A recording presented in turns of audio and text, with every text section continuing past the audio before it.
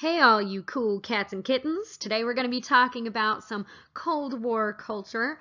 We're going to be talking about essentially everything that is cultural in the 1950s and early 1960s.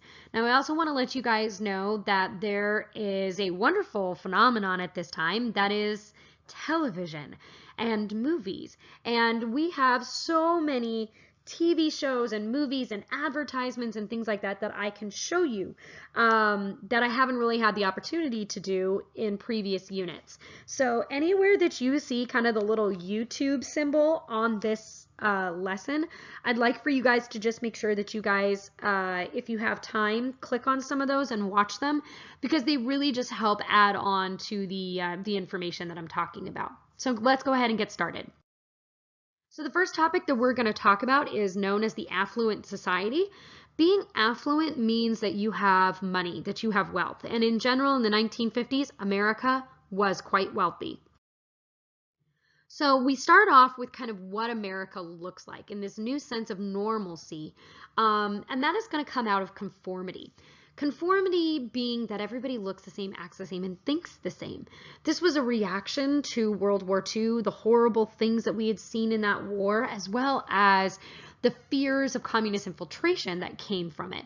If everybody looks the same and acts the same and thinks the same, not only will we be more unified and stronger as a nation in fighting against the communists, but also it'll make it easier for us to identify who doesn't belong, who might be a communist, who's trying to infiltrate our society, because they won't be able to think the same and act the same as us because they don't believe the same as us.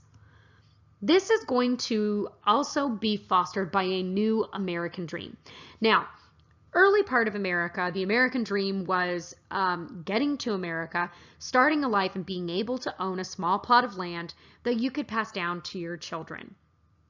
As time goes on, that American dream alters slightly, where it also adds in the possibility of moving to the cities and making it rich in the cities, kind of those rags to riches stories that we saw during the period of the Gilded Age. Now, in the 1950s, that's all going to change. It's now going to be focusing on living in the suburbs and living with your nuclear family. So the nuclear family is mother and father, husband and wife who are married, and their biological children.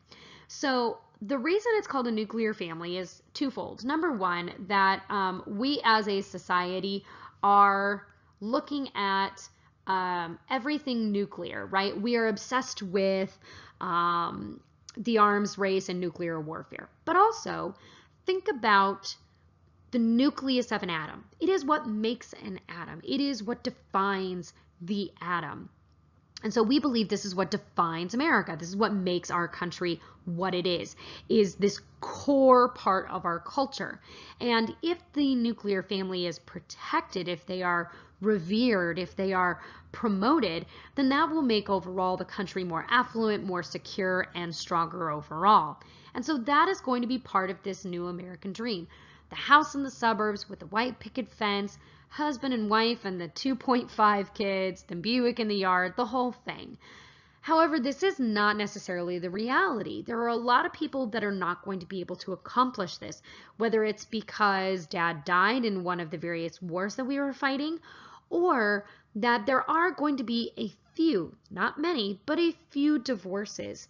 And that is going to be something that people are going to try and hide. Divorce is definitely not something that people will do lightly at this time.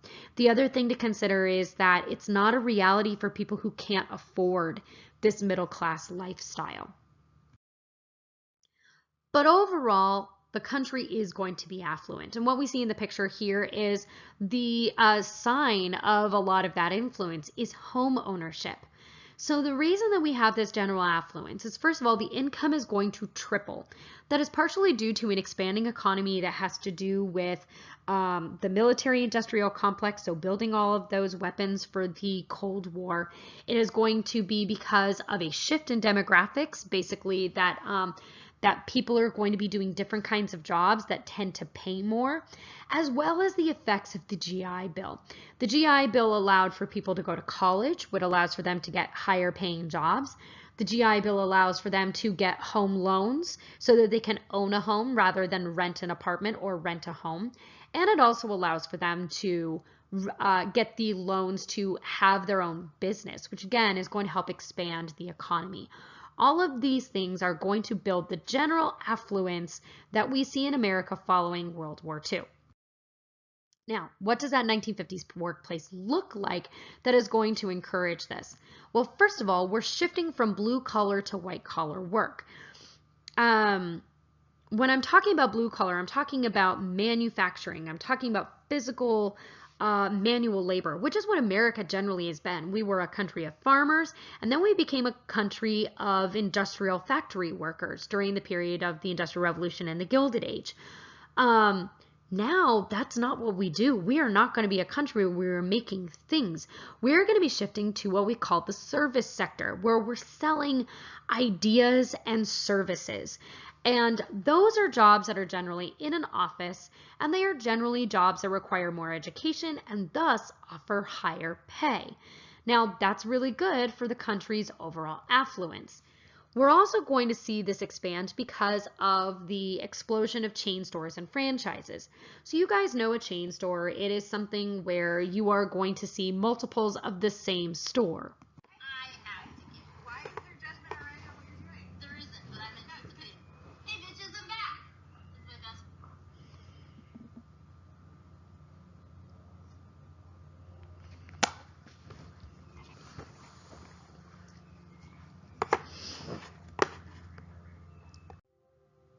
So the franchise, is essentially just like a chain store, except for the parent company doesn't own all of the stores. Each one is actually owned by an individual person. And the idea of this is that a person can kind of get into the middle class by opening a small business, but they can open a business that's already successful. So for example, every single McDonald's you've ever been to is a franchise. So that means that, the person that opens it is going to rent out the name and the uniforms and even the decor of McDonald's, and it's up to them to make sure that it's successful. If it isn't, then it's really no sweat off of McDonald's back, and the only person it really hurts is that franchisee. So it, number one, allows for people to enjoy stores and restaurants and hotels across the country. They kind of know what they're gonna get. Any McDonald's you go to in the entire world, you kind of know what you're gonna get. The other thing to consider is that it allows people to enter into the middle class. And then the third thing is that the franchise is going to allow for the expansion of these companies to become large international corporations. Now, this is also going to be fostered by a new phenomenon for men, and this is known as the organization man, or sometimes called the company man. This was the idea that you worked at a company basically your entire career. You work your way up, as you know, your loyalty will be rewarded with pay raises and promotions and better opportunities, and also that your personal reputation, your personal self-worth is based on the company that you work for. Men would actually introduce themselves at this time with the company that they worked for. Like, hi, I'm Bob. I work for Procter & Gamble. And people are like, ooh, Procter & Gamble, that's a good company. I like that company. I must like Bob. And this was really well shown in a book that very quickly became a movie called The Man in the Gray Flannel Suit. In the movie, the main character would be played by Gregory Peck, who you guys probably recognize from the movie version of To Kill a Mockingbird. Now, in this story, Sloan Wilson talks about how these men who are working in these white-collar jobs do have a lot of respect from society. People see them and automatically respect them, put authority in them, and things like this. But these men don't really receive any enjoyment. They don't really feel a lot of fulfillment from their jobs. And, while what they do makes the company make more money or benefits the company, they don't necessarily feel like they have personally been benefited. The next thing we talk about is post-war consumerism. So because we have so much money, we are able to spend it on stuff. And we have not done this to this degree since the 1920s. Obviously, we had the Great Depression. We weren't buying stuff. During World War II, we weren't buying stuff because we, had the war, and so we really needed to, ration materials and not spend money and things like this. But now that that's all over, we can buy things, and we're having all of these new materials being made and made cheaply because of an adherence to what we call Fordism. It's basically the same idea as what Henry Ford did, which is use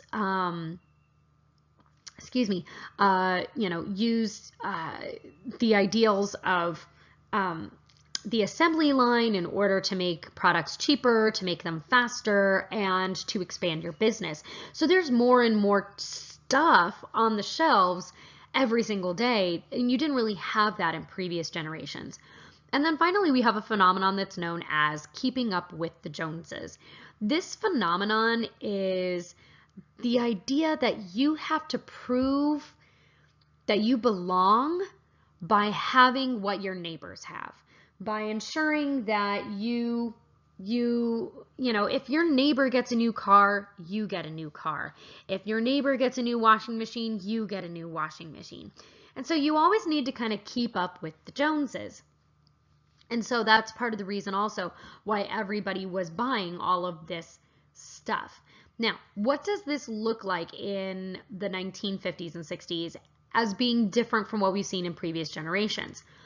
First of all, of these characteristics is going to be that there is credit, just like we saw in the 1920s, but easier than ever before, because in the 1920s, whatever credit you got was only with the store that you bought that item with. So you had credit at the grocery store, and you had credit at Macy's, and you had credit with the appliance store or whatever.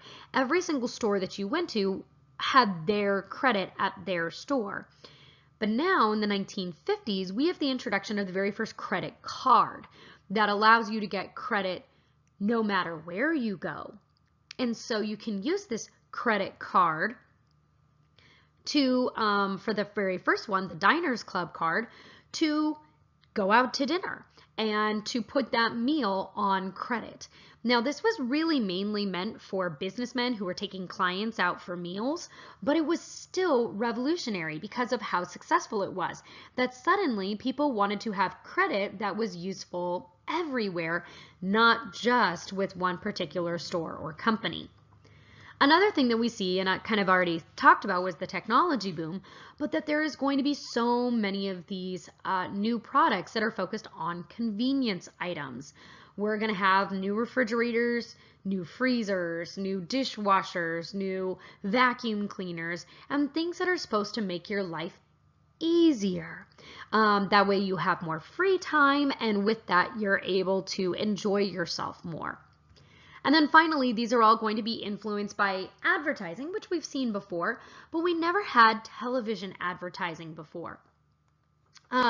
So for example, we're going to see advertising that is going to encourage people to buy these convenient items. And some of these convenient items might be things like the very first remote control or a Xerox machine, copy machine. And so the characters and the spokespeople that were promoting these items, they got celebrities to do it, so that is going to influence people to buy a product, but also that the characters that were used became household names. For example, Tony the Tiger for Frosted Flakes is going to come around at this time. You also have two that are right down here. On the right-hand side, for example, we have Speedy Alka-Seltzer, and he actually was brought back as the spokesperson character, I guess, a few years ago. Why? Because the children that watch Speedy Alka-Seltzer commercials as kids are now at the age of life where they need Alka-Seltzer. And so as a result, they bring it back for kind of that nostalgia element. You also have Ipana toothpaste, and down at the bottom, you've got a couple of examples of these commercials that you could see. So next up, we're going to be talking about cars. This is a big part of the consumerism of this time, similar to what we saw in the 1920s. And a lot of that is going to come because of the ending of World War II. So, the culture of the car. There is a massive automobile boom post-World War II. We remember that during World War II, there really weren't any cars being made because we needed not only the materials for rationing, but also that a lot of the companies that made automobiles were actually making things for the war effort, like Ford making the B-24 bombers. But now the war is over, so that's not a problem anymore. And we can kind of do whatever we want to do for whenever we want to do it. So you're going to see a lot of not only new cars being built, but also that we have the money to make them and the technology to make them cooler looking, faster, and things like this. So for example, the car that we see up here, red was not really a color that you could get before. Now you can get cars in virtually any color that you can think of. I've already talked about, the fins before and how those are completely and totally useless, but dang, they look cool. Fuzzy dice serve no purpose, but dang, they look cool. And we have the money to spend on this. And so we are going to see an expansion of not only the number of cars on the road, but also the number of houses that have more than one car. The number of two-car homes in America doubles in the 1950s. We're also going to see that we become not only so obsessed with our cars that we want to buy them, but we also see new driving-related businesses that we are obsessed with. For example, the very first drive-through restaurants, because we can't be bothered to get out of our cars to go get food now.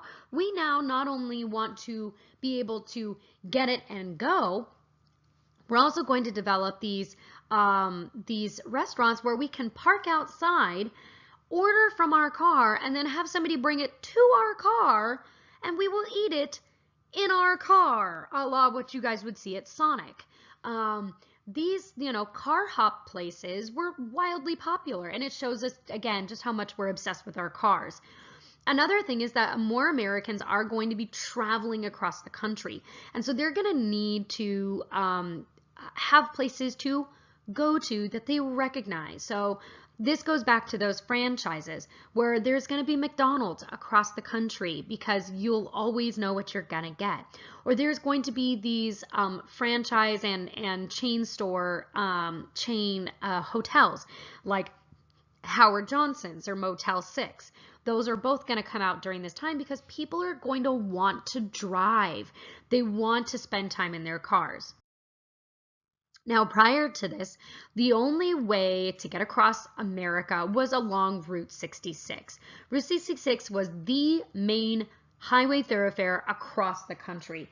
It went across 2/3 of the country, and it was the main way that most people got here during the Dust Bowl, got here to California, and escaped the Dust Bowl. It was also, really important for all of the small places that were along the road. The traffic that would go through and along Route 66 supported economies and supported small towns all along that road. This was so popular and this was such like an iconic element. Route 66 had a lot of nicknames. For example, it became known as Main Street USA, and also the Mother Road. There were songs written about it. The song Route 66 is one of the most recorded songs in history. So clearly it's something that's very important to us and very iconic to our country. When I'm talking about those small-time economies, here are some really good examples.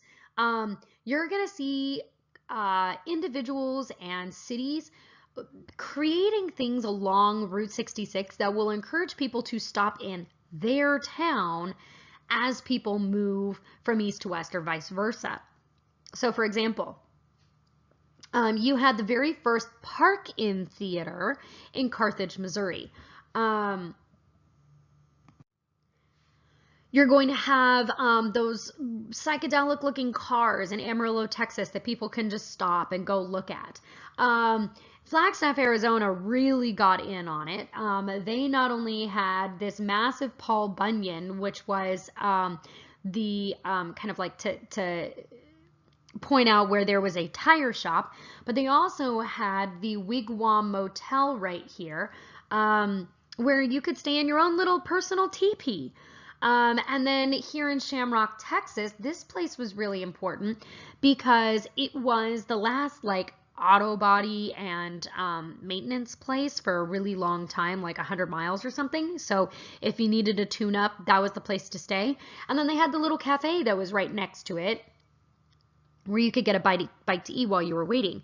But this is also important today because it is the home of the Route 66 Museum. Now, if you're thinking to yourself that some of these things look oddly familiar, you are probably thinking about the Pixar movie Cars. Now, I would recommend that if you get a chance, watch the little video that's linked on this page because the movie Cars is actually based on Route 66 and the impact of the interstate highway that came through and Eisenhower's Federal Highway Act. Each of the cars that were in that movie, are each actual cars from that time. So these are what you see here, the actual cars that the cars in the movie are based off of. And as you saw in the movie, when the interstate came through, it did have an impact, oftentimes negatively, on those small communities that were not able to keep up when the traffic didn't come through. Our next topic is probably going to be one of the most important and one that was a real big part of last year's AP exam. And that is all about 1950s suburbia, living out in the suburbs. So looking at this housing complex here, this right here is the icon of the original suburb. So there is a surge in the marriage rate during the 1950s. People got married right after the war ending because, you know, they had survived, so they wanted to get married. They have babies. They have the GI Bill, which allows for them to buy homes cheaply. And so that means a lot of people want and need houses, but there's not enough of them. And that's where a guy by the name of William Levitt is going to come in. William Levitt created the very first mass-produced housing tract. Most people who live in a suburb today live in a mass-produced housing tract. If one of the houses on your street looks almost identical to the house you live in, congratulations, you live in a mass-produced housing tract. And the first of these was known as Levittown, which you see in the picture in the background here. Levittown was brilliantly designed. It was meant to be as efficient as possible. Here was his plan. First of all, sorry about that. Chunk has some feelings about Levittown, apparently.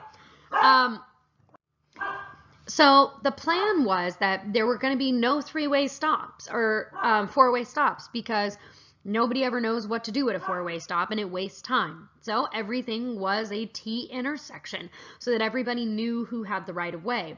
The grocery store and the gas station would be put on opposite corners of the street because you didn't want to cause traffic because people might go to the grocery store and the gas station on the same day. But the school and the church, you don't go to those on the same day, so those could be on the same side of the street. So it was really efficiently planned and also really efficiently built. They were able to actually frame one of these houses in 15 minutes. 15 minutes. They could get 4 walls and a roof up. Now, obviously, it's not finished, it's not drywalled or anything like that, but still 15 minutes to do that is still incredibly impressive. But there were very strict guidelines. First of all, you couldn't change anything to your front yard. You couldn't paint your house. You couldn't put anything interesting, in your yard or anything like that. And also, there were strict guidelines as to who could live there. When it was first opened, Levittown was only open to white people. And the reason for this, by Levitt's opinion, was that people wouldn't want to buy the houses if they knew it was an integrated community, and also that it would lower housing values if somebody wanted to sell to a black family. And so because of this, Levittown was a completely white community. However, this will be brought to the Supreme Court in a case called Shelley versus Kramer, and it outlawed those rules, saying that it went against the 14th Amendment. However, it still remained kind of the informal practice, and African American families were really unable to purchase homes in these areas for many, many, many years afterwards. Now, looking at these pictures to kind of explain a little bit more about Levittown and the suburban houses. First of all, there are some huge changes to housing at this time. It's not only cheaper because of the Fordism and because of kind of the mass production of it. For example, in today's dollars, a brand new Levittown house would only cost about $85,000, which is, I mean, super cheap. Also, you had more time to pay off the house rather than in previous generations. Previous generations, you had to put half the money down and you only had 10 years to pay off the rest of it. Whereas post-World War II, you're going to have 30 years to pay off the rest. So that's a lot easier. It's a lot less intensive payments. As well as the fact that these houses did have some design elements that you could customize that would make them somewhat unique to you and your family. That you had, several colors that you could pick from. You could, pick the color of your kitchen, as you can see in the picture here. So those were things that you could make these more unique. However, you can see in the floor plan picture there, they're still very, very, very simplistic. 2 bedrooms, 1 bathroom, everything kind of all just is kind of in this little square, these little boxes. And they all looked very, very similar to each other. And there are stories of people, not necessarily being able to find their house on a street because they all tended to look the same. But not everybody, as I said, was able to live here, and that is going to be a sign of a lot of the poverty of this time. First of all, most of the people that were living in poverty, as is the history of America, were mostly minorities. The reason for this is, one, there was discrimination in employment, so they were unable to get jobs that were well paying enough to get them out of the cities and out of the low-income areas, as well as there was a practice called redlining that made it virtually impossible for people of color to get out of the inner city ghettos. Redlining is when you deny services either directly or through kind of selectively raising prices, like pricing people out of an area based on racial or ethnic composition. So for example, Black families were denied the ability to get real estate agents to help them. So if you don't have a real estate agent, you're going to have a harder time actually finding a new home, or that banking services were denied to them, so they weren't able to get loans in order to get a better home.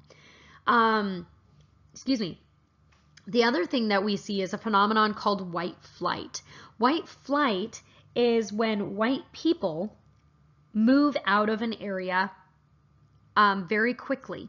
So what we see following World War II is because of better jobs, the GI Bill, and the expansion of these suburbs, white people decided that they wanted to move out of the overcrowded and dirty and cities that had rising crime and move out to the safer area of the suburbs. But when they do that, they bring their tax dollars with them, and that means that the schools in the suburbs are going to have more money than the cities schools are going to have, that the cities are going to become more and more brown while the suburbs become more and more white. And so you see just this de facto segregation that's happening in all parts of the country. Even though it was something that we tend to associate only with the South as being the one that has those, those Jim Crow segregation laws. Redlining was allowing for segregation to exist all over the country, regardless of the state. We also are going to see one more thing having to do with movement and migration, and that is the Sun Belt. So we see the picture here, and I'll kind of explain what the Sun Belt is.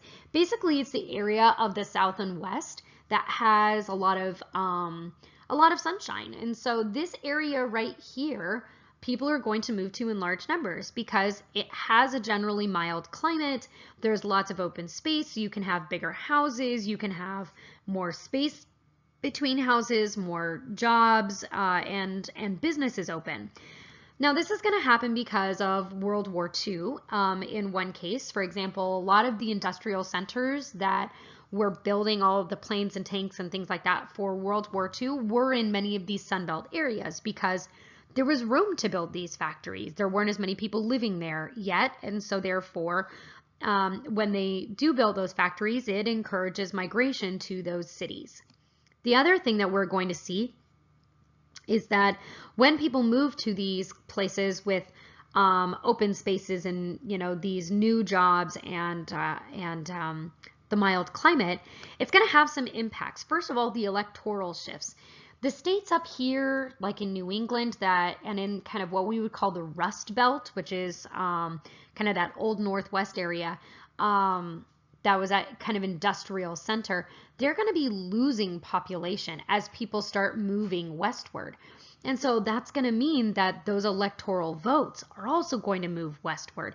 So states like California, starting in 1950, are going to start having some of the highest population in the nation. You're also going to have water scarcity.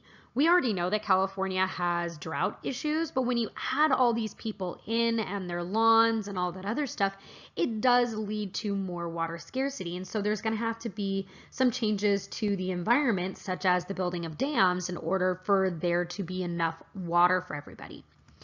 We're also going to see increased pollution. That is going to come from all of the jobs, all of the businesses. It's going to come from all the cars. And so those are going to be some long-term issues that we will talk more about as we get to the end of this unit. And obviously, one of the things that makes this even possible is the interstate highway that allows people to move westward much quicker and easier than ever before. Next up, we get to talk about that delightful 1950s family. So during the 1950s, Americans are going to very much revert back to traditional gender roles. This is kind of interesting simply because during World War II, we were encouraging women to go out there and, help in the defense industry, be a Rosie, you can do it. And then after the war, we're like, thanks, ladies, for your, doing your patriotic duty. Now head back to the kitchen.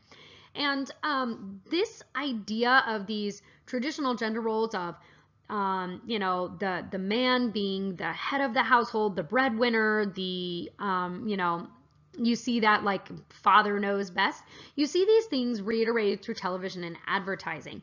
You, for example, see, the woman in the picture, the picture at the top, she is way too excited about that clean pan. And of course, her husband is outside washing the car because those are their roles. Hers is an indoor role and his is an outdoor role.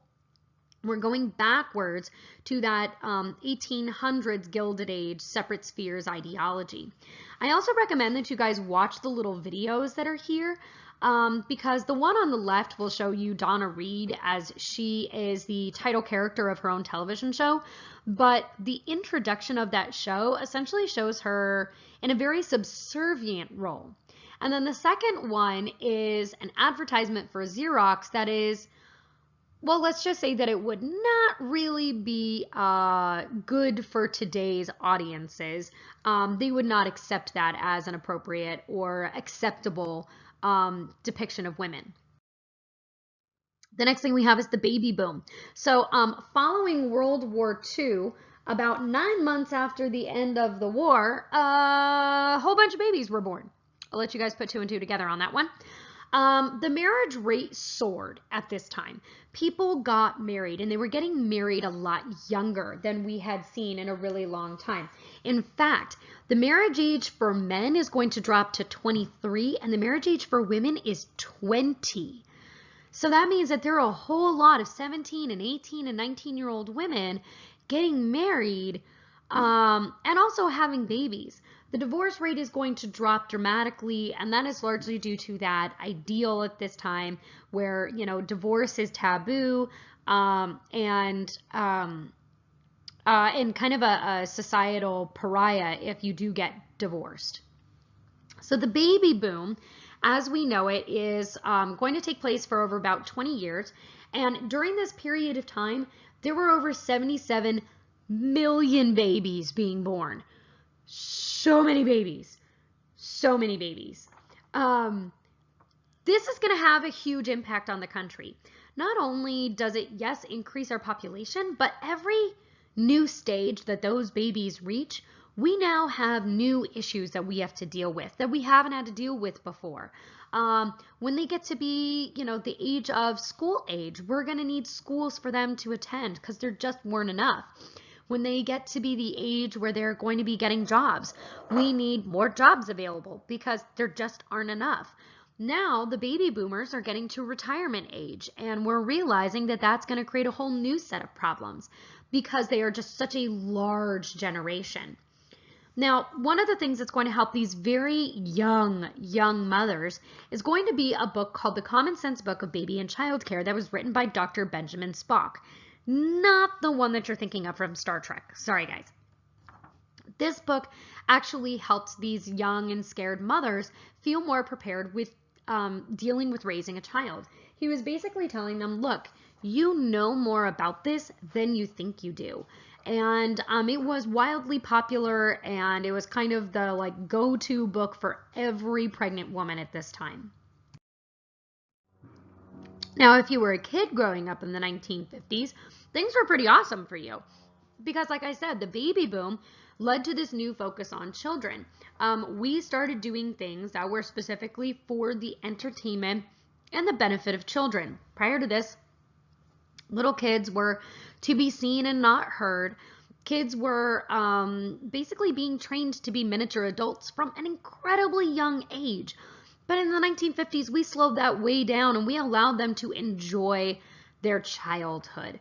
And we see this through the rise of children's programming. Now, although this might kind of terrify you guys, the fella that we see right here, this was one of the most popular television shows during the 1950s for kids. And that's the show Howdy Doody. The other creepy fella that we see right here, that is the very first Ronald McDonald. Now, while you might find that Ronald McDonald to be terrifying, it was actually designed to encourage parents and also children to go to McDonald's to show that it was a family-friendly location. We're also going to see a lot of other television programming that is specifically for children. You're going to see shows like Romper Room, and you're going to see the Mickey Mouse Club, which I'll talk more about in a little bit. And also at the very bottom right-hand side, where you see those adults holding that little screaming child down, was actually a really important event, and that is going to be Dr. Salk's polio vaccine. So polio was an absolutely awful disease that really affected mainly children. And children that contracted polio, it basically paralyzes your muscles. And some people, they don't make it, that they die from this. Many children would be forced to live in something called an iron lung. Basically, think of it, it looks like basically a giant like metal drum that you're living in with just your head poking out. And what it did is it had these hydraulic balloons that would force your lungs to expand and contract so that you could breathe, because otherwise you would die, because your chest muscles would no longer rise and fall, allowing you to breathe because of this disease. Those that even survived oftentimes had such weak muscles that They couldn't stand for long periods of time or walk or run. This is what affected President Franklin Roosevelt. So this was, I mean, truly a devastating disease. And then Dr. Salk develops a vaccine that would eliminate it. And he gave this to the world for free, not getting a personal patent on it where he could have made billions, but he gave it to the world for free. And within just a few decades, we eradicated the disease. It no longer exists. It only exists in a lab somewhere. So this shows you that through kind of the focus on children, that we're even seeing advancements in medicine because we want to do better for that giant generation of children.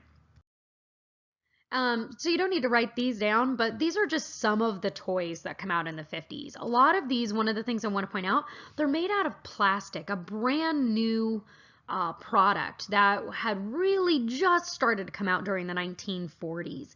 And this is going to make toys more durable. You can make them in more colors and things like this. And so you're going to have tons and tons and tons of these toys coming out because, again, we have a focus on children. Next, we talk about you guys, the teenager, who did not exist prior to the 1950s. And no, I'm not saying that because you clearly did not exist personally before the 1950s, but rather that the term teenager did not exist before the 1950s. You as a group did not exist. You were still considered children, like a 5-year-old is considered a child. And that's going to change because you are now seen as a distinct age group. Immediately following World War II, we're going to have this boom of babies being born. We're going to see that we have a lot of teenagers now in the 1950s, and these teenagers are able to enjoy their youth. They're not having to go off to war like in the 1940s. They're not having to fend for their families like during the Great Depression in the 1930s. So they have a time to have a lot of the benefits of being young adults without the responsibilities of being a true adult. They also had tons of disposable income. They were getting after-school jobs, but not for really any purpose other than buying things that made them happy, including records and clothing and buying cars and things like this. However, being a teenager, there was a very strict code of conduct. You were expected to almost be practicing to be an adult at this time. So you were expected to obey authority. You were expected to be home on time, control your emotions, don't make waves, fit in with the group, kind of that conformist idea. And they literally had guidebooks. They had newsreels that they would show kids in school about how to be popular and how to be liked and how to be part of the group and what you should do on a date and things like this. If you want to see some of those, you can find them on YouTube. They are absolutely hilarious to watch. I highly recommend it. Now, the other thing to note is that the music of the teenager during the 1950s, especially those that were following these strict codes of conduct, were known as clean teens, and the music that they listened to was bubblegum music. And that actually stood for bubblegum pop, because pop music is popular music. It's usually a type of music that can be enjoyed by large groups of people, wide parts of the population. However, bubblegum was just as sweet and just as snappy as bubblegum music itself. I really, really, really recommend that you listen to some of the songs that I have linked here because they truly are interesting. Very different from the pop music that's out there today, but also that they're just like, they're so safe. One of the most popular songs at this time, for example, was a song called "How Much Is That Doggy in the Window?" And again, look that song up because it's a real song. So the music was, it was very sweet, it was very safe, but it also didn't really feel very real to a lot of teenagers. And that is why some of these teenagers are going to start rebelling. And so we're going to be looking at the various groups of people who are going to be breaking out of the little boxes that we have created for ourselves, and kind of see how they are going to kind of confront this conformist society. So the first group that we're going to be talking about is women, and we see this start off with a book that it won't be published until the 1960s, but we do see it start to, she actually started writing it in the 1950s, and this is the book The Feminine Mystique by Betty Friedan, who we see in the left right there. Betty Friedan interviewed her college classmates and discovered that although they were successful by society standards, that she was asking her, her friends about what their lives were like, and by all intents and purposes, things were going well for them. They had the house in the suburbs, and they had the car in the yard, and they had the color coordinated kitchen and that whole thing. They were still unsatisfied. And it was largely because the only thing that they were expected to do and derive joy from was being a housewife. There were no other options for them. If you were a married woman, you were essentially not really allowed by society to have a job. There weren't any laws against it. It was just so frowned upon that women just didn't. And so Betty Friedan labels this as the problem that has no name, essentially saying that housewives were feeling like they didn't have anything that gave them satisfaction. Now I'm going to warn you guys, your teacher's going to talk about some sexy stuff, so, just be forewarned. One of the other ways we're breaking away from society, kind of that tradition in the 1950s and 60s, is going to start off with something called the Kinsey Report.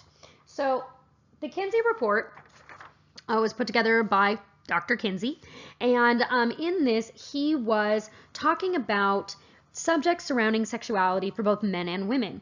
And essentially what he determined was that, number one, Americans were a lot different in private than the way that they were being shown in movies and television, and also the way they portrayed themselves in public. So what I mean by this, in the 1950s, one of the most popular television shows was I Love Lucy. Everybody knew that Lucy and Ricky, or Lucille Ball and Desi Arnaz, were not only married on television, but were married in real life. And yet, not only were they not allowed to say the word pregnant when she was visibly pregnant with their child on the show, they also were shown sleeping in separate twin beds. It wasn't until much later on in the show that they were finally shown sleeping in the same large double bed together. And so just that idea of like kind of these Puritan backgrounds that Americans were I guess trying to live up to, he was saying that's not what people are actually like in reality. The other thing that he was pointing out was there was definitely a fluidity of sexuality in America, that most people were not 100% heterosexual or homosexual, but rather were somewhere in between. And not only was this revolutionary because it was the first time that somebody really talked about homosexuality not as a psychological disorder, which it had been identified by the American Psychological Association, but also that it was being talked about as just a alternative form of sexuality, that it was like just on the sexual spectrum. And that was absolutely revolutionary. And people were, as you can kind of tell from the look on the girl's face in the picture there, they were quite shocked by what they read in Kinsey's report. Now, another thing that we see is the introduction of Playboy magazine, which was created by Hugh Hefner, and first published in 1953 with Marilyn Monroe as the first cover model.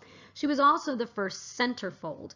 And the fact that there were naked women in this magazine was very much going against that idea of modesty and propriety that America was really trying to uphold.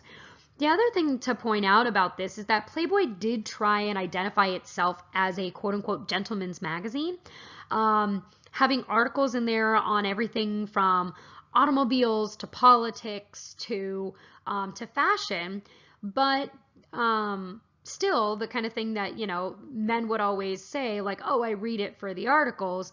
Really, the whole point of it that people were objecting to was the fact that obviously it had nude women in it. And then we get one other thing that's going to really be kickstarting this sexual revolution in the 1950s and 60s, or the early 60s rather, is going to be the pill. Now, oral birth control was first introduced in 1954 and okayed by the FDA. It had been invented years before, but the FDA wouldn't even touch it, would not even do any research on it because it was just so controversial. This idea of women having some say over whether they get pregnant or not. Now, the person that's going to have a huge role in this is the woman that you see right here, and that is our friend from our last key period, Margaret Sanger. She was the person who created the American Birth Control Society, which is the precursor to modern day Planned Parenthood. And in her view, this was a revolution for health, for women's reproductive knowledge, as well as their choice in having a baby or not. She also saw it as a possibility for population control, considering we were having a baby boom. And so that was seen as kind of a really exciting advancement. But like I said, the FDA would not even test it. And after Margaret Sanger convinced them and raised money for them to finally start looking at this, there was still a ton of stigma for women that tried to get it after it had been approved. They could be denied a prescription by their doctors or by the pharmacist themselves. And it really would not become widely available for women until the mid-1960s, which kind of makes sense when you consider the real big part of the sexual revolution happens in the 1960s. So next up we have the Beat Generation. You probably know them better as Beatniks, but this was a name that was actually given to them by the media, who gave them that name after Sputnik. And they called them this because, like Sputnik, they were seen as kind of out of this world or otherworldly or alien, maybe. But this was a group of kind of like anti-conformist, artistic, underground young people. It was people who were in their late teens through their 20s. They lived in Greenwich Village. That's kind of where they congregated, which is the same place where we had our last group of highly artistic individuals, the Bohemians of the 1920s, where they had been. Now, these folks were, they experimented with alcohol and drugs. They were open to other sexual orientations and interacted interracially. They were also using art, such as actual art, as well as literature and poetry and things like this, in order to identify their beliefs and their philosophies, like a rejection of consumerism, the idealism of free expression, things like this. And so you have this shown in the book On the Road by Jack Kerouac, which talks about how this young man basically drops out of college, and then he's, you know, going on the road with his friends, and, you know, it's kind of the sex, drugs, and rock and roll lifestyle that they live, and how he's trying to find meaning within that. You also see it in Allen Ginsberg's epic poem, Howl. Both of these are very widely known and widely read especially within colleges where, you will analyze them for both literary reasons as well as for historical and cultural reasons, because they truly are the epitome of the ideals of the Beat generation, that we need to break away from the conformity of our parents and we need to find our own definition of happiness. And then now we're going to get to the rebellious teenagers that you would be the most familiar with, and those are going to be these teenage rebels, oftentimes called greasers. They're also known as juvenile delinquents because they were breaking from all the rules. And also the reason they'd be called greasers is, one, because of the greasy looking hair, because of all the product they'd use. But the reason that came around was because they were known for working on cars and on motorcycles. And you get very greasy working on those, and so that was kind of associated with the grease in their hair. Now, these young people were rebelling against authority and the middle class life of their parents. They smoked, they drank, they listened to rock and roll, they generally would rebel against authority. They were much more promiscuous than their peers. And that is going to be kind of what sets them apart. You can see this in a lot of the literature and movies about them at this time. For example, J.D. Salinger's The Catcher in the Rye, which tells the story of Holden Caulfield, a young man who gets kicked out of his fourth prep school, and how he goes trying to determine, what he sees as his true purpose and meaning in life. You also see this in the movies of the time, probably the two most popular. At the bottom right, you see a movie with Marlon Brando called The Wild One, where he wears a lot of leather and he rides a motorcycle. And then the one in the middle there is Rebel Without a Cause with James Dean, who was one of the most popular actors of the time, and died very young, which is part of what kind of led to some fascination with that rebellious rock and roll lifestyle. Speaking of rock and roll, let's talk about where it comes from. Rock Around the Clock is going to be considered the very first true rock and roll song. However, rock and roll was born out of two completely opposite groups and two different opposite styles of music. On the one hand, you have black R&B and blues, and on the other hand, you have white country western music.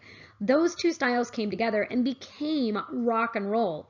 Rock and roll really only was able to become a new style of music because of a new technology that came out with the electric guitar. But the main artists, especially the early artists, are going to be originating from the black community. And it was called race music because of that. For example, here you see a picture of Chuck Berry. As most of the early rock and roll musicians were black, the country was really preoccupied with their race rather with their talent. And so as a result, they're not going to be open to listening to this style of music, but it's fun, it's interesting, you can dance to it, and so young people are going to want to listen to it. So the rebellious teens are going to listen to true rock and roll played by black artists. However, clean teens and the more rule-abiding teens want to listen to this music, but they can't because of it being this race music. And so because of this, it would be covered by quote-unquote acceptable white artists. The ones you see here pictured on the left-hand side, if you go and you watch the little video for this later, on the left-hand side, you have Big Mama Thornton, who sings the original version of Hound Dog, which is actually about a woman kicking out basically a man who done her wrong, who's coming around for a booty call. And on the bottom right-hand side, you see Fats Domino, who was an R&B blues piano player. His version of Blueberry Hill versus one that was sung by Pat Boone, who we saw a few slides earlier. We're going to talk about briefly the men who made this style of music popular among the masses. And the first of these is the guy you see here, Alan Freed. He popularized the genre among white audiences largely due to the fact that he actually played the real live artists. And he was able to do this and to popularize it because he wasn't playing the kind of sanitized white covers of them. The white covers kind of sounded like if you listen to like the Kids Bop version of whatever your favorite song is, like it's just not right, you know? Like it's too squeaky clean. And audiences felt a little nervous about listening to this, but it was also kind of fun and dangerous. He's also important because he's the person that actually coined the term rock and roll. Now, this was a little bit of a wink and a nod to the black community because the term rock and roll for them was actually a euphemism for sex. And so the fact that he was using this, but it, now no longer was called race music, but was called rock and roll instead, people seem to be, better off with it, even though it actually had a racier name than what it had before. He's going to get caught up in something known as a payola scandal, though, where he actually got caught taking bribes from from record companies to play certain songs to make them sound like they were more popular than they actually were. The other guy that you need to know is Sam Phillips. He had a recording studio that was, it's in Nashville, and he, was saying, hey, all these people are coming in, recording all these demos for these other people. I should really just start having my own record company and having them as my artists.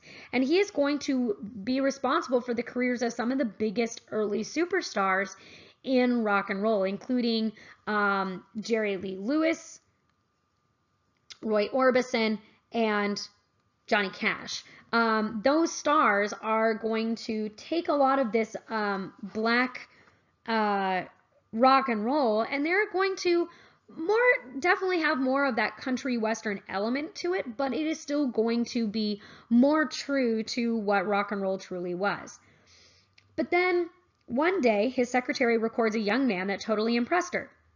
He recorded a gospel hymn for his mother's birthday, and she made a copy of it to have Sam Phillips listen to later because he had not been there that day. When he listened to it, he says, gospel doesn't sell, and it's just another black artist whose music isn't going to sell either. And the secretary says, yeah, but this kid that came in and sang this song, he's white. And Phillips didn't believe her and had to meet the kid. And that young man was Elvis Presley, who became the king of rock and roll. Now, the reason why Elvis Presley is the king of rock and roll is because he was a white artist who could sing real rock and roll music and sound like rock and roll was supposed to, like the black artist did. And that was largely due to the fact that he had grown up in a predominantly black neighborhood because his family had been very, very poor growing up. And that was the only neighborhood that they could afford to live in. He was massively popular. Girls went absolutely bonkers listening to him, but he was considered far too sexual for most audiences, including Ed Sullivan, who got so angry over his swinging hips on his, family-friendly television show that he actually refused to have Elvis Presley on his show for a very long time. And for many other shows, Elvis Presley would only be videotaped from the waist up. The end of rock and roll really happens with these three men. You have towards the middle there with the guitar, with the glasses, that's Buddy Holly. Next to him is the Big Bopper. And then on the bottom right, that is Ritchie Valens. So Buddy Holly's famous for songs like Peggy Sue and Oh Boy. The Big Bopper sang the song Chantilly Lace. And Ritchie Valens was famous for Donna and La Bamba. On February 3rd, 1959, the three of them got into a plane as they were heading to the next stop of their nationwide tour. A couple of them had started getting sick. Their bus was cold and didn't have heat. It kept breaking down. They were going to be late anyways. The plane, shortly after taking off, crashed into a field outside Clear Lake, Iowa. And because of this, it became known as the day the music died, because it really truly was the end of an era. It was the loss of innocence for the early rock and roll generation. This is also the title for the song or excuse me, the kind of one of the main lyrics for the song American Pie by Don McLean, who talks about the day the music died.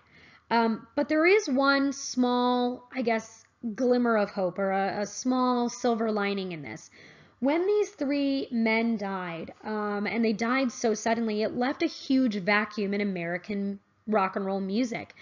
And because of that, we kind of fumble around for a couple of years trying to find a new style of music. And that is going to come out of the Black community once again. And that's Motown.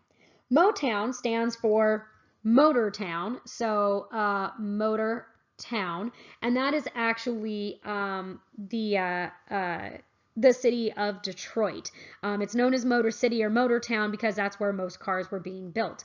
This style of music is really bringing back a lot of the pop and the soul and the R&B that was kind of original to rock and roll, but it focuses a lot more on the singing rather than on the instruments like rock and roll did. It was founded by the guy at the top right, which is Berry Gordy, and the song styles, you had a lot of groups, a lot of kind of that doo-wop element, which was also coming out of the Black community in the 1950s. And you see girl groups for the first time, really. And probably the most famous of the girl groups is there at the bottom right, which is the Supremes with Diana Ross. Final thing we're talking about is Cold War pop culture, and kind of like what we do on a daily basis.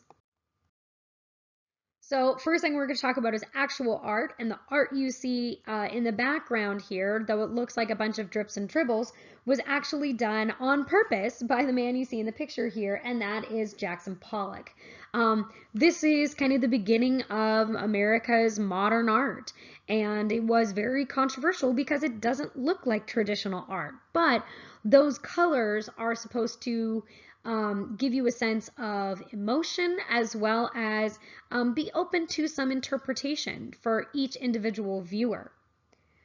Another style of art that became popular was Lichtenstein, which is also known as dot art, and this was very popular in comic books that now is actually being used for advertisements as well as being painted on canvas for true high art. Next, we'll talk about television. This is the first time in history that we are getting our that most Americans have access to a television. Televisions have been around in the 1940s, but very few people had them. By the time we hit the mid 1950s, pretty much everybody has a television. For example, in 1946, there were only about 7,000 television sets in the United States. By 1950, it was over 5 million television sets. So that tells you how fast this is growing. The other thing that was important is that what was actually on the TV was celebrating our traditional American values, things like Superman, things like Wild West shows like Bonanza and The Lone Ranger. Excuse me. What's going to be an interesting aspect of this is that it further homogenized American cultural and speech patterns. By watching television, it's actually taking away a lot of our dialects and a lot of our accents that we used to have because everyone is hearing the same sounds, but also we're watching the same programs. So whether you are living in Buffalo, New York, or you're living in San Diego, California, you're watching the same TV shows. And we are so obsessed with our televisions that we do something that was absolutely unheard of in prior generations, and that was doing something else during dinner. And we became so obsessed with our TVs that we actually created these TV dinners that allowed for us to enjoy our food quickly and easily so that we could spend more time watching TV. What was on TV? Well, lots of family-friendly television, lots of sitcoms with picturesque families who, even when there was trouble, they always solved it in 30 minutes or less. You also had the most popular television show on of the era, and that was Ed Sullivan. It was a variety show and would be like I said, the most popular throughout the 50s and the 60s. For example, 82% of all people watching television watched Elvis Presley's first appearance on Ed Sullivan. So I mean, it was that big of a cultural juggernaut. And Ed Sullivan was something that people would literally plan their day, their vacations around, things like that, so that they would not miss the show. Now, this next thing's not going to make sense at first in how it relates to television, but I will explain in a moment. We do have a post-war religious revival. And this happens after every time that there is a period of crisis in America. We always kind of swing back to religion because it makes us feel safe. It's something that we recognize. It's something that feels normal to us. And church membership is going to nearly double at this period of time.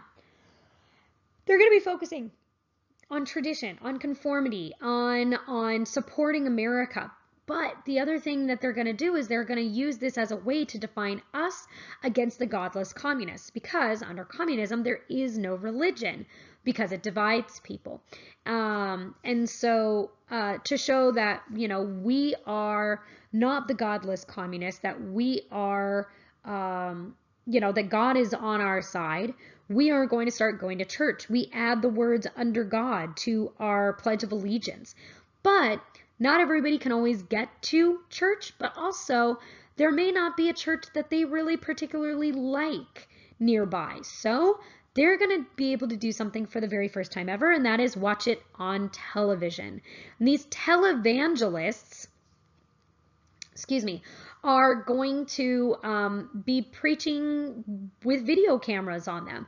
And the most well-known of all these is going to be the Reverend Billy Graham, who died just recently and during his lifetime preached to over 1 billion viewers.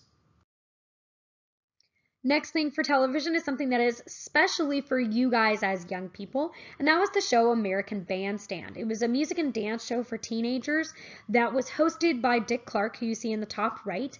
And if you've ever seen the show Hairspray, you know American Bandstand, because that's basically what it's based on. The artists would come on, they would perform their music, and the dancers would do dances based on it. This is where young people were learning how to do the most popular new dances, like the twist or the monkey or the swim or the mashed potato. It's kind of like how you guys go on YouTube and you watch how to, floss or whatever the thing is, so that you guys can learn how to do those dances. It's the same process, same idea. And then we have something for little kids, which is Disneyland. Now, when Walt Disney created Disneyland, it was designed specifically for young children and their families. He hated the fact that when his family went to amusement parks, they were dirty, they were seedy, and very few of the rides his kids could actually enjoy and go on. And so that's why he designed something that was family friendly, that everybody could find something that they liked. It also very much celebrated America itself. Main Street is actually Main Street, USA. It is supposed to represent any street in small town America around the turn of the century. You have Frontierland that was focusing on the American Wild West. You also had Tomorrowland that was celebrating America's future, especially with the space race. And the thing that really made this incredibly popular was the brand new television show that opened the same year as Disneyland in 1955, and that was the Mickey Mouse Club. So the Mickey Mouse Club allowed for young kids and teenagers to watch a show that was fun. It was a variety show, kind of like Ed Sullivan, but obviously geared towards younger people. They had music, they had dancing, they had cartoons, they had all these things. And those two really worked together to boost the attendance at Disneyland. Some other things in entertainment. Mad Magazine would be first published, which was very satirical and definitely a little racier than what you would see in other publications at this time. We see lots and lots of books that are going to be giving some dire warnings about the future, whether it is I, Robot that warns about the future of science fiction and, science and technology, to Fahrenheit 451, which warns against authoritarianism, kind of like what we saw with communism. We had some very dire warnings about the future in these books. And then we're also going to have lots and lots and lots of comic books. And the comic book characters are oftentimes going to be fighting and defeating these evil communist characters, kind of like they had done during World War II. But they are now going to be under something called the Comics Code Authority. This was put together by the comic book industry itself to self-regulate so that they didn't have to be regulated by the government. But they had some really they had a hugely long list of rules, but some of these rules were kind of insane. For example, crimes can never be presented in such a way as to create sympathy for the criminal. Policemen, judges, government officials, and respected institutions shall never be presented in such a way as to create disrespect for established authority. All lurid, unsavory, and gruesome illustrations shall be eliminated. Scenes with excessive violence shall be prohibited. In every instance, good shall triumph over evil, and so on and so forth, trying to promote a very positive and pro-American ideal. A couple of fads that we have. You see here everything from hula hooping because of our fascination with the new state of Hawaii, to 3D movies, to the coonskin cap that was mythically worn by Davy Crockett in a Disney movie, however was not actually worn by the real live Davy Crockett. We're all fads of the 1950s, and of course I don't think I can ever make fun of you guys for any of the dumb stuff that you guys have, because, in the 1950s their big challenge was phone booth stuffing, so hey, everybody does stupid stuff, I guess. Last thing that we're going to talk about is we're going to get into the 1960s slightly, because there are a few things about Kennedy's administration that you'll need to know, because it's kind of this last moment of innocence for America. And really, after Kennedy, the entire Cold War is going to change dramatically, and thus the culture will change dramatically. So this is, even though it's in the 1960s, a lot of the things that happen with him are very similar to what we saw in the 50s. I do recommend that you guys watch his campaign ad, which is linked onto this particular page. Just like the one we saw for Eisenhower, it is wildly, like addictively catchy. And it was super popular as well. Kennedy get elected. He was going up against Richard Nixon, the Vice President of the United States, who had tons and tons and tons of experience. He was a well-known commie hunter. I mean, these were things that are great ways to get elected. However, he did have a lot of scandal. I mean, we remember the Checkers speech. He also had wasted his energy by campaigning in all 50 states instead of concentrating on the places that he could actually win as a Republican in. He was trying to show that he was a president for all people, but the problem with that is that he kind of just went to places where he was never gonna get elected, and that really didn't work well for him. Kennedy, on the other hand, had very little governing experience. He was very young, he was very inexperienced, but he was so enthusiastic and energetic. He was, he was handsome. He was kind of this like hopeful future. The biggest problem, though, is that he was Catholic, and while today we don't really consider that to be an issue, back in the 1950s, people truly were very concerned about this, and really were afraid that if he became president, that he would essentially turn all major decisions over to the Pope, and that America would become this papal-run nation. However, the thing that really helped Kennedy was the fact that the presidential debate was going to be shown on television. First of all, the television was something that Nixon was not as comfortable with, and also that Kennedy had just looked better on screen. Nixon had been sick recently. He had lost some weight. So because of that, he was a little pale under the lights. He started sweating under the lights. He also, it looked like his jacket didn't fit him super well. And he also made the mistake of wearing a gray suit. And that gray suit kind of blended in because the television is black and white. Whereas Kennedy, he wore a blue suit. He had just finished campaigning in California, so he had a nice tan.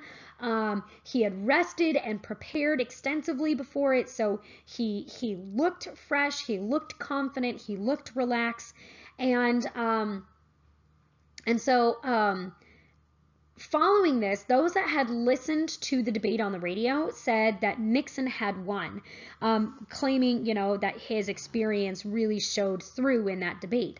While those that watched it on television said, no, it was Kennedy that won. So what this tells us is that we are focused on appearance. We see a lot of this ever since in the way that presidential candidates are going to be presented. Kennedy does win, and when he comes into office, he is going to introduce his policy that is known as the New Frontier in his first inaugural address. This would actually be the very first presidential inaugural address to be televised to the audience in color, which was highly exciting. And in it, he says the famous phrase, "Ask not what your country can do for you, but what you can do for your country." That inaugural speech is actually linked on this page if you'd like to watch it. But what he was saying in that particular phrase and in his inaugural speech is that the new frontier for America would be to fix a lot of the problems that had been overlooked during the Cold War. Because up to this point, we have pretty much only been looking at foreign issues. We had been spending so much money on the space race and so much money on the arms race that we were not doing things for the people of America or to improve our international reputation. So he wanted to have environmental conservation. He wanted to help eradicate poverty. He wanted people to give regular public service. He wanted us to have better relationships with especially the rest of the Western Hemisphere, but the rest of the world at large. And he also did believe that the space race was important, but not necessarily because we needed to do it for defeating the communists, but just because it would push us forward technologically. And so his administration is going to become almost mythologized through the nickname of Camelot. Camelot is the mythical time of King Arthur and the Knights of the Round Table, Queen Guinevere and Sir Lancelot, and it's very grand and it's very ideal, and it's like supposed to be this golden age and this golden era.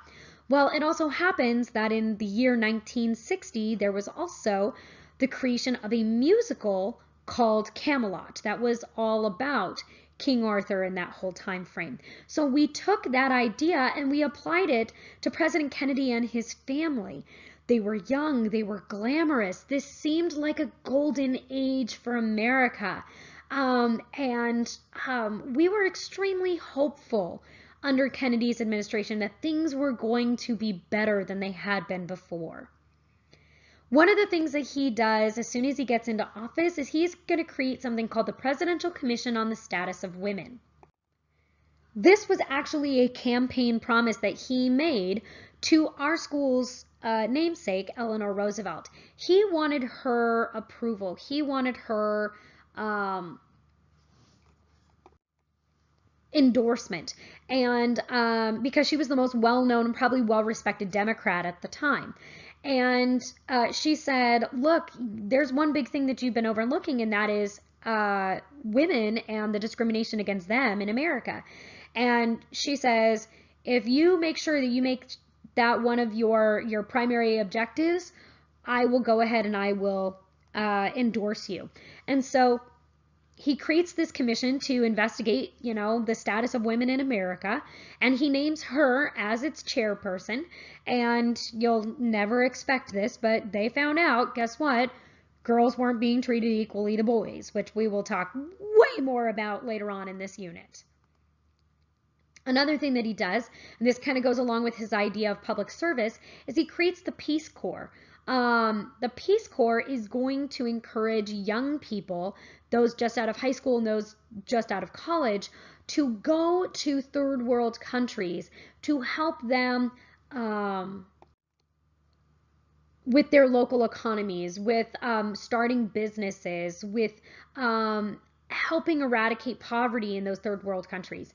This was not only to be kind of helping those countries out of poverty, but creating goodwill towards America and showing those third world countries they did not have to turn to communism in order to succeed. That, these ideas of democracies and these ideas of capitalism could actually lead to benefits. And then finally, the Apollo program, which we've kind of discussed before. Although President Kennedy would not be around to see the moon landing, it would not have happened without his challenge for us to go to the moon within the decade. And in 1969, the United States will be able to land on the moon. Unfortunately, November 22nd, 1963, John F. Kennedy would be assassinated by Lee Harvey Oswald while he was campaigning for re-election in Houston, Texas. Lee Harvey Oswald would be captured and he would be imprisoned as he was being taken and transferred to a different location. He was assassinated by a local businessman by the name of Jack Ruby. There is only one full, complete film of the assassination, and it was caught accidentally by a man by the name of Abraham Zapruder. There is no sound to it, and I do have it linked on this page. If you would like to watch it, you are welcome to watch it, but I do want to warn you that it is extremely graphic in its content, because you can very visibly see the president being assassinated, being shot in the head by Lee Harvey Oswald, who had been hiding in an upper floor of the Texas School Book Depository there at Dealey Plaza. When this happened, the entire nation immediately went into mourning. The country just couldn't believe that it had happened, and people demanded answers. The Vice President, Lyndon B. Johnson, took the oath of office aboard Air Force One, and he was standing right next to Jackie Kennedy, who was still wearing the pink Chanel suit that she'd been wearing when her husband was shot. And it was still covered with the blood from her husband as well. The new President Johnson is now going to immediately call for an investigative commission to identify how and why this happened, and it's known as the Warren Commission. It was led by the Chief Justice of the Supreme Court, Earl Warren, and they essentially came to the understanding that Lee Harvey Oswald had acted alone, and that he was basically kind of a deranged man who decided to take out the president. However, the commission's report is still controversial because there are inconsistencies and oversights, and that has led to kind of the obsession of conspiracy theorists. But the reason for that was that a lot of the information was, and some of it still is, considered classified. The picture that you see here is linked to, and the little clip there is linked to a clip from Walter Cronkite, who was the most well-respected newsman of the time. And he was the person to announce to much of the country that the president had died of his wounds. And as you can see in the picture, I mean, all these people are reading the articles about the president being shot and killed. It was a truly devastating event for much of the country, and many, many, many people watched on television as the president's funeral was shown. On the right-hand side, you see a picture of a very young Jackie Kennedy and her two young children, Jacqueline and John Jr., who was known as John, as he salutes his father's motorcade as it goes by. On the left-hand side is at Arlington National Cemetery, where the president was buried, and the eternal flame that is lit there.